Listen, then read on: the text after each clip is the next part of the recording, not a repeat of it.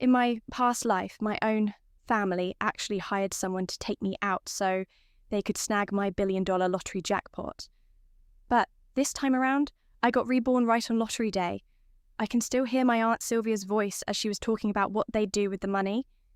If only that money was for the family, she was saying. First, we'd set up your cousin with that downtown apartment he's been eyeing. Maybe get him that sports car too. And if that's not enough, well, you can chip in too. I just smiled and shoved the lottery ticket deeper into my pocket. Yeah, if I hit it big, I'll make sure my cousin gets everything he needs, I replied, my voice steady despite knowing exactly what would happen. Last time, I'd been so excited to share the news. Last time, I'd trusted them. Last time, they killed me for it. Aunt Sylvia had no idea I remembered everything.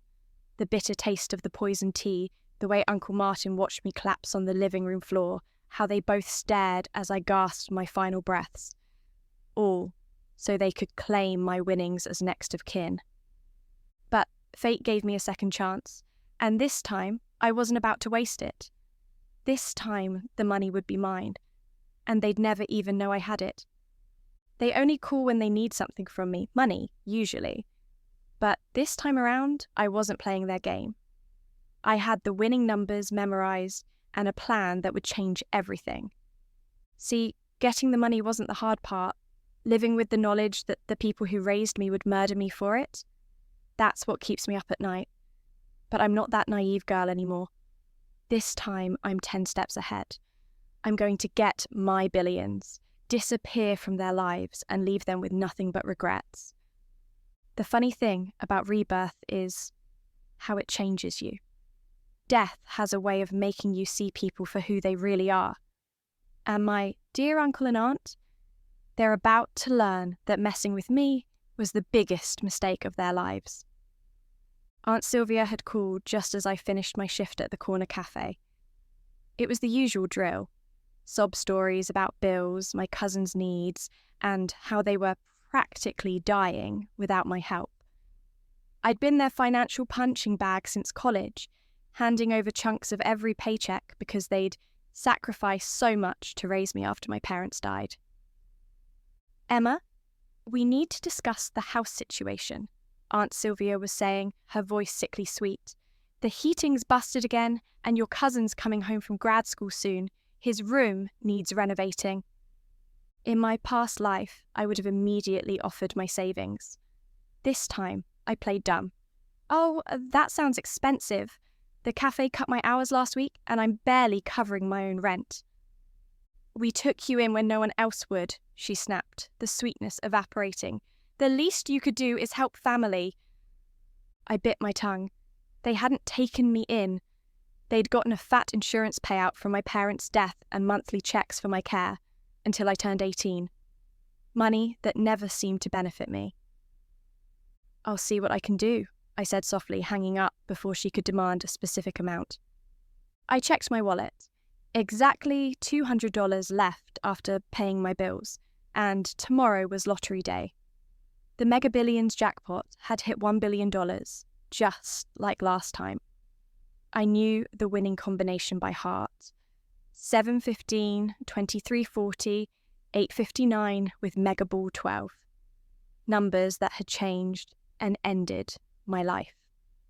Last time, I'd gone straight to their house after winning, bursting with excitement to share the news. Uncle Martin had poured me that celebratory tea while Aunt Sylvia called my cousin. By midnight, I was dead from what they claimed was a tragic allergic reaction, and they were planning how to spend my money. I shuddered at the memory of my own death, the burning sensation as the poison spread through my body, the way they watched, not even pretending to call for help. This time would be different. On lottery day, I bought my ticket early, carefully marking those fateful numbers. Then, I went home to my tiny apartment and waited for the drawing. When the numbers flashed on my TV screen, exactly as I remembered, I didn't scream or dance like last time. I just calmly folded the ticket and placed it in a sealed envelope inside my locked desk drawer. My phone rang almost immediately. "Emma!" Aunt Sylvia's voice was shrill with excitement. Did you get a lottery ticket? They just announced someone in our area won the $1 billion jackpot. Of course, they knew I bought tickets regularly. It was one of the habits they used to mock me for wasting money. Now they were fishing to see if I'd hit the jackpot again. No luck, I lied smoothly. I was too busy working extra shifts to bother this week. The disappointment in her silence was palpable. Oh, well, someone out there is certainly lucky. Very lucky, I agreed, unable to keep a small smile from my voice. Anyway, I wanted to let you know I can only send $50 this month for house repairs. She started to protest, but I cut her off. I've got to go. Early shift tomorrow. Love you both. I hung up and leaned back in my chair, heart racing. Phase 1 complete. I had the winning ticket and they had no idea. Now came the tricky part. I needed to claim the money without them finding out. Last time, I'd gone public with my win, face splashed across every local newspaper. This time, I contacted the Lottery Commission first thing in the morning and arranged to claim my prize anonymously through a trust. I met with an attorney who specialised in sudden wealth, not the one who had supposedly helped my aunt and uncle settle my affairs after my death. This time, I chose a sharp-eyed woman with a reputation for discretion. $1 billion, she said calmly when I presented the winning ticket. And you want complete anonymity. Absolute secrecy, I confirmed. My family cannot know I've won. She raised an eyebrow but didn't question me. We'll set up a blind trust. Your name will never appear on any public record related to this win. As she outlined the process, I couldn't help but think about what my aunt and uncle would do when the winner was announced as anonymous. They'd be furious, desperate to know who had claimed the prize they believed should have been theirs. 2 weeks later, I sat in the lawyer's office as she confirmed the transfer of funds, $435 million after taxes, taken as a lump sum. The funds are now in your new accounts, she said, sliding a folder across her desk. Diversified as we discussed. The trust paperwork is complete and your identity is protected. I'd secretly purchased a condo in a secure building downtown and already started the process of applying for a job in another state. As far as my aunt and uncle would know, I'd simply be moving for a better opportunity. That evening, Aunt Sylvia called again. Emma, have you heard? They still haven't announced who won the lottery. It must be someone local trying to hide it. Probably someone with something to hide. Her voice dripped with suspicion. Maybe they just want privacy, I said, keeping my tone light. $1 billion would attract a lot of attention.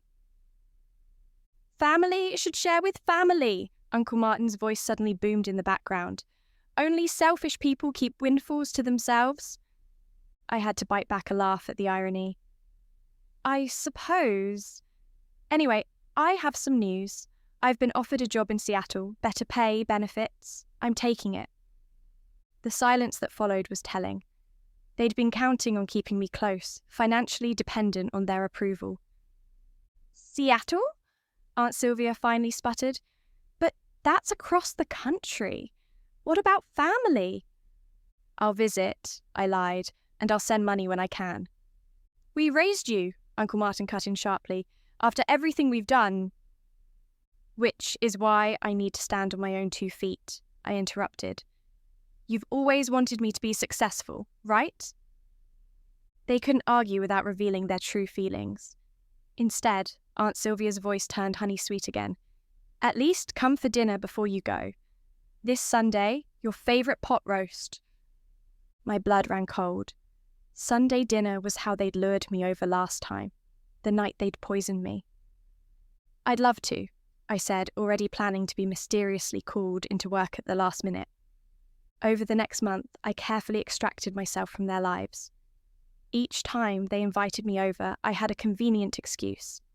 Each time they asked for money, I sent just enough to avoid suspicion, but mentioned increasing financial struggles. I sold most of my belongings, telling them I was downsizing for the move. Meanwhile, my new life was taking shape. My downtown condo was furnished and waiting. My financial advisor had set up a structured system for managing my wealth.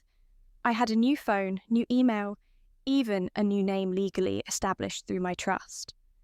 The weekend before my move to Seattle, I finally agreed to their dinner invitation. I had no intention of eating or drinking anything, but I wanted to see them one last time, to memorize the faces of the people who had once killed me for money. I arrived at the familiar suburban house, the home they'd raised me in after my parents' accident, the same house where I died. Emma! Aunt Sylvia pulled me into a tight hug. She was wearing her pearls, the ones she only wore for special occasions. We've missed you so much.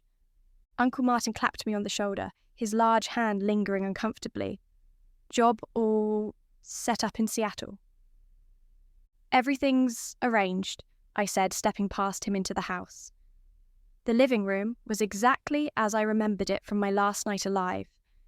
The floral couch, the antique coffee table, the fireplace where they'd burned my purse and phone after I died.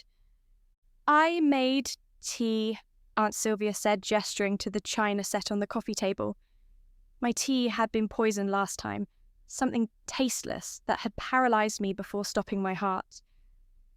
Actually, I brought my own drink, I said, pulling a sealed water bottle from my purse.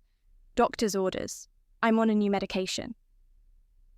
The flash of annoyance in her eyes was unmistakable, but quickly masked. Of course, dear, your health comes first. Throughout dinner, they probed for details about my new job and apartment in Seattle. I fed them carefully crafted lies. A mid-level management position, a modest apartment with a roommate, nothing that would suggest sudden wealth. And will you still be sending money for the house repairs? Uncle Martin asked bluntly over dessert. Martin, Aunt Sylvia scolded, though I knew it was just for show. It's a fair question, he insisted. Family supports family. I gave them a regretful smile. I'll have to see how my budget works out in Seattle. The cost of living is much higher there.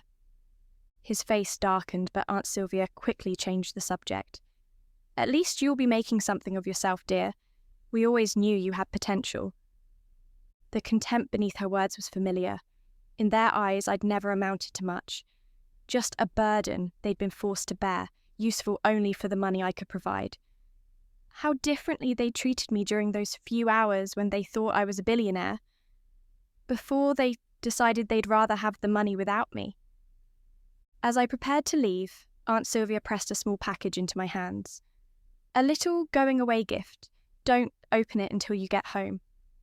I thanked her, knowing I would never open it. The last gift they'd given me had been that fatal cup of tea. You'll call when you arrive in Seattle? Uncle Martin asked, his eyes boring into mine. Of course, I promised, knowing it would be the last lie I ever told them.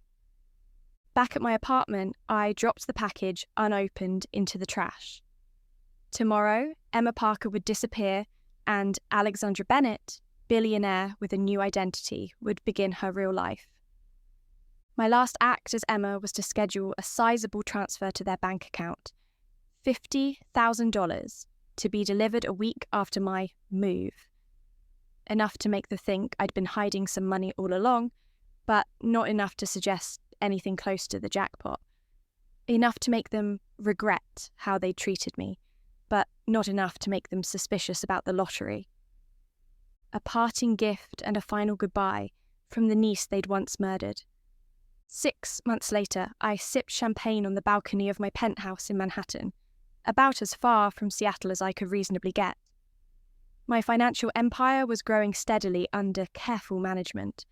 I'd started a foundation in my parents' names that was making real differences in children's lives, and I was finally learning to enjoy my wealth without looking over my shoulder. My phone buzzed with a news alert from my old hometown. I rarely checked them anymore, but something made me open this one. Local couple arrested for insurance fraud and suspected homicide, the headline read. Below it were the mugshots of Uncle Martin and Aunt Sylvia. I nearly dropped my glass. The article detailed how investigators had reopened the case of a young woman who had died mysteriously years ago. Not me, but another relative who had lived with them briefly before I was born.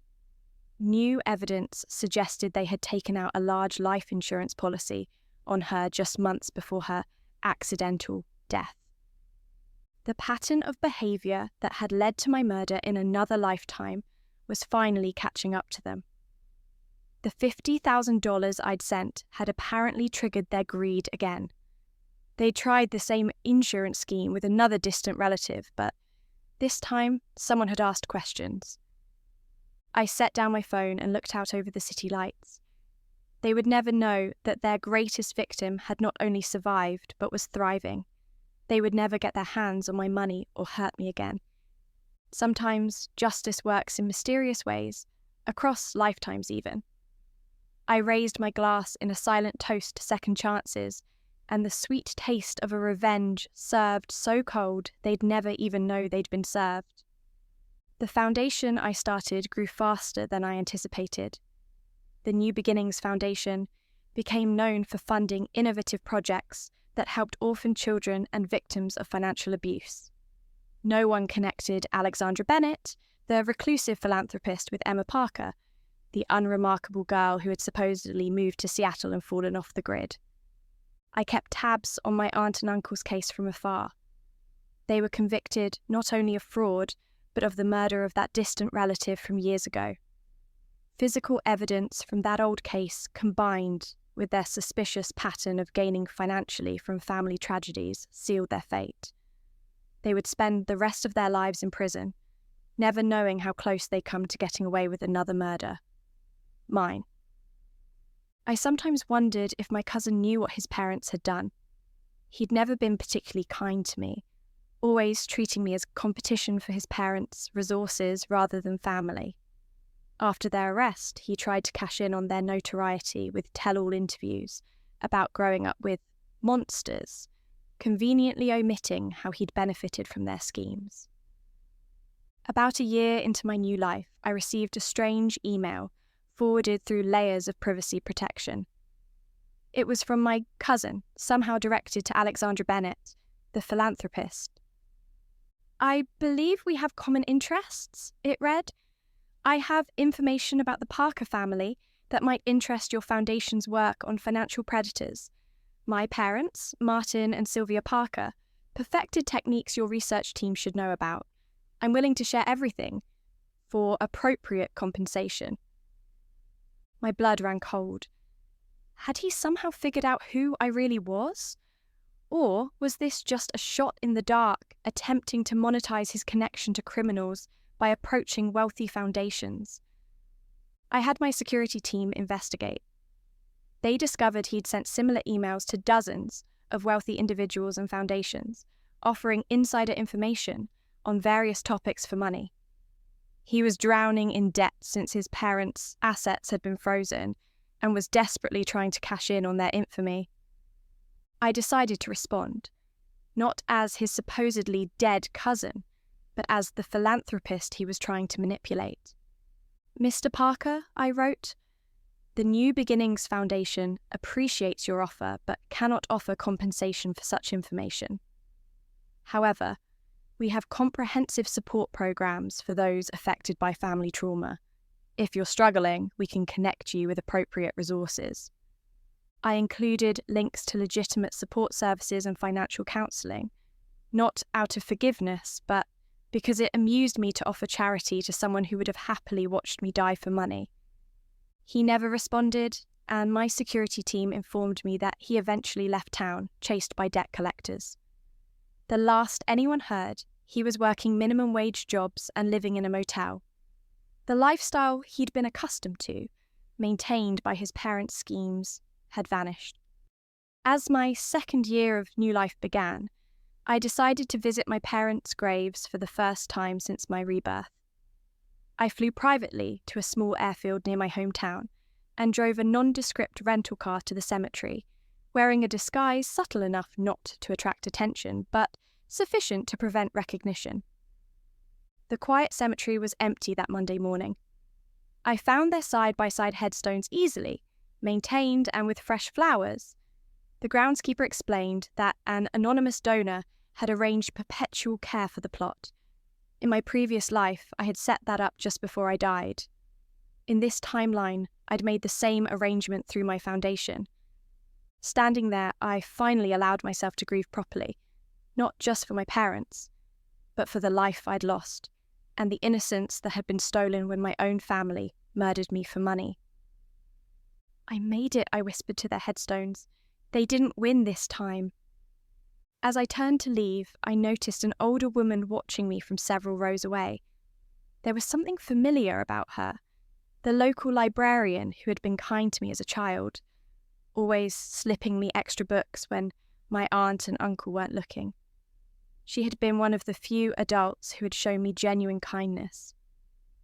For a moment, I feared she'd recognize me despite my disguise, but she simply nodded respectfully, one mourner acknowledging another's grief, before turning back to tend a grave of her own.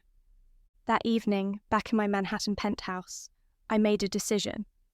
I would stop looking backward. The aunt and uncle who had killed me were paying for their crimes. My cousin was facing the consequences of his entitled life. Justice, in its own way, had been served. It was time to truly begin my second chance at life. I established a scholarship in my old name, the Emma Parker Memorial Scholarship for orphan students pursuing education. It was my way of acknowledging the girl I had been while embracing who I had become. The official story was that it had been endowed by an anonymous donor who had known Emma before she disappeared. Months later, I received a pile of thank you letters from the first recipients.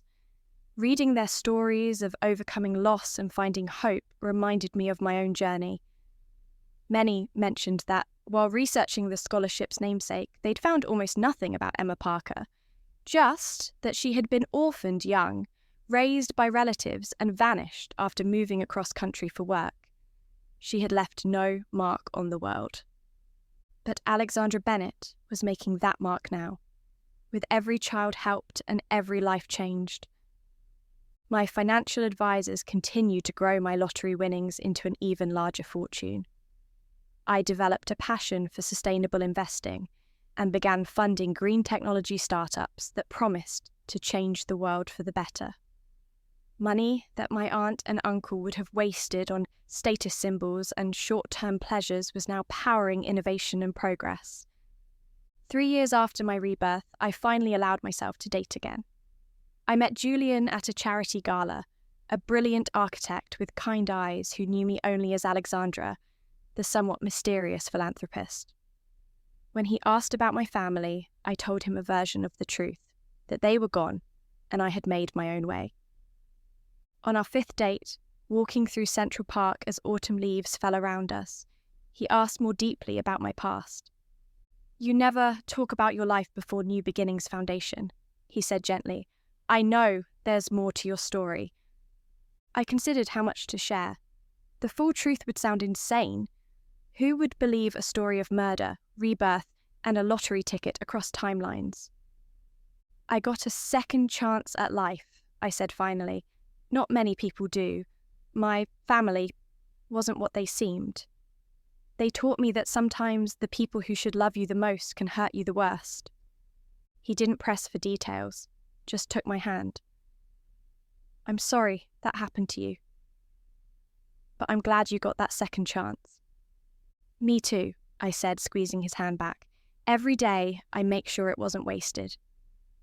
6 months later, Julian proposed. Before giving him my answer, I decided he deserved to know more truth, if not the impossible parts. "My name wasn't always Alexandra Bennett," I told him one night in the privacy of my penthouse. "I changed it to escape a toxic family situation. They would have killed me for money if they'd had the chance." I shared a version of my story that omitted the supernatural elements, that I had won a significant sum of money and realised my aunt and uncle were planning to harm me for it. So I had claimed it anonymously and disappeared.